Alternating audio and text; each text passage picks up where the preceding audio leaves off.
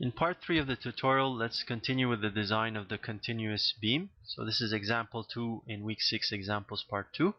So we're going to design now these interior beams over here. So we're given some different information regarding these beams. You can read that. So we can idealize this as a continuous beam. We have these supports, which are the columns.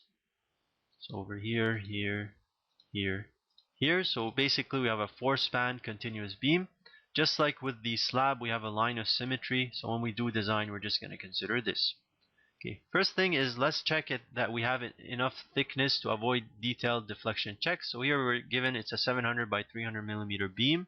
So let's calculate the clear spans, and then we're gonna use table 9.2 to come up with these equations. So we use the same table that we saw before, but we make sure to look at beams, and we have one end continuous, that's ln over 28, and both end continuous is ln over 21. So these are the values here. We can see that 700 millimeter that were provided is much bigger than the values over here. Now we can calculate the loads. So to get the loads, what we need to do is we need to use the tributary width concept. So I go halfway to the next beam on either side. So we have 6.5 over 2 from this side and 6 over 2 from this side. If you do that, that's 6.25 meters, right? This thing here is 6.25 meters.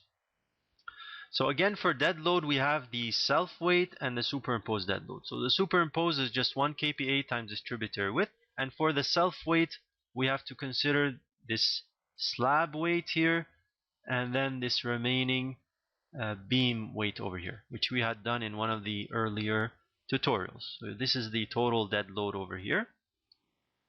And then we also have the live load, which is 4.8 times 6.25. We got 30, and this is the one here. So once again, we're going to consider this case 1.25 dead plus 1.5 L. So we have 1.25 dead is here and 1.5 L is here. If you add these up, we get approximately 98.4 kilonewton per meter. So next we should determine moments and shears. So again, we said if we satisfy the 5 criteria of the approximate frame analysis method, we should use it. But we need to verify these conditions. So if you look at all these conditions, they're all going to be met except this one here, condition 2. The spans are approximately equal and the ratio between adjacent spans is between 20%. If you look at this, we have 7 meters over here and 5.5. This is slightly different, but if we do the ratio, we're going to find it's actually 1.27. So we can't use the approximate method. So we can't use this here. So what do we need to do? We need to run a elastic analysis using a software and consider different pattern loads. For example, using SAP 2000 we can do this. So if you look at week 6 examples part 1, there's an example on how you do this. So these are the examples of pattern cases you could consider. So you have this plus a symmetric of this one plus a symmetric case of this one, and then you have this case, and then you have the default case, and then you consider all these and you get a moment envelope. These are with slightly different loads, same spans and everything, but slightly different loads over here. So it's not the same values you have in this problem, but the same concept will apply. So you would come up with this moment envelope. Next, what we have determined is we've determined these moments at the center of this slab. Okay, so when I do this analysis, how did I do it? Right, I have to put this into SAP or something, and I model this using a stick model like this. And so I'm not accounting for the thickness, for example, of these columns, right? So you see there's thickness of these columns. So what we can do is we can reduce the moments a bit, because all we need is the moment here at the face of the column. So there's a way to do this, right? So we can reduce, and we get these reduced moments over here because here's the column width over here. So we can determine these moments. Again, if you look at week 6 examples part 1, there's an example on how you do this. You basically just need to use this formula. You take the moment at the center line minus the shear at the center line times this width of this column. If you do that, you can reduce the moments as shown in this example. So using that same procedure, we've reduced these moments. Okay, and so these are the moments we're going to use in design, and then we also have these shear, which we've determined using the shear envelope. So this is the summary of the moments and shears. Now we're ready to design our beam. So when we design our beam, there's different things we're going to have to check. The first thing is we're going to have to do flexure design. And so for this, we're going to have to check AS strength. And we get this by setting MR bigger than MF, by ensuring MR is bigger than MF. Then we also have a AS min requirement here. We also have a Z factor requirement. If we had a deep beam, we also have skin reinforcement, right? With all these things. And then we also have to design for shear. So here we need VR bigger than VF. Okay, so let's start with the flexure design. So first thing we're going to do is we don't know what size of bar we're going to use, so we can start with an approximate formula to get the effective depth H minus 70. We get approximately 630. We're going to revise this when we know the actual bar size and cover, etc. So let's start with the AS strength. So again, we can use this formula.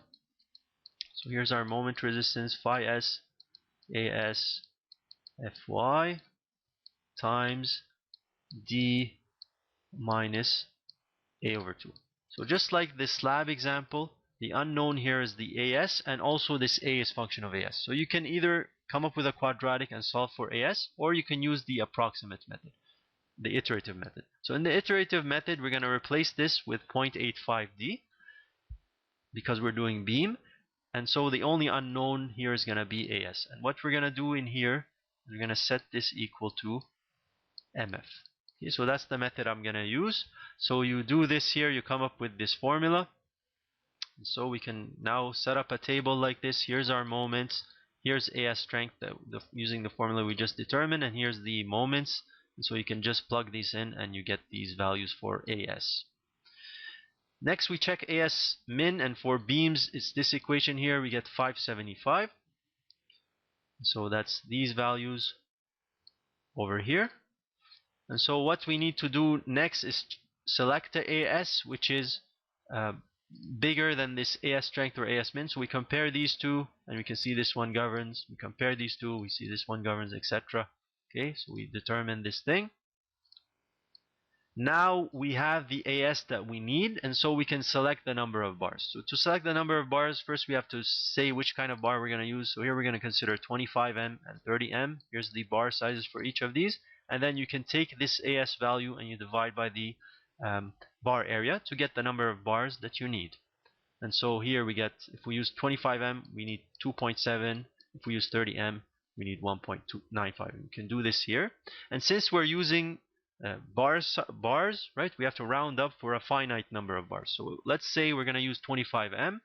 Let's use this one here. So we're going to end up with 325M. Similarly, over here, if I consider these two, I can see that I need at least 4 over here.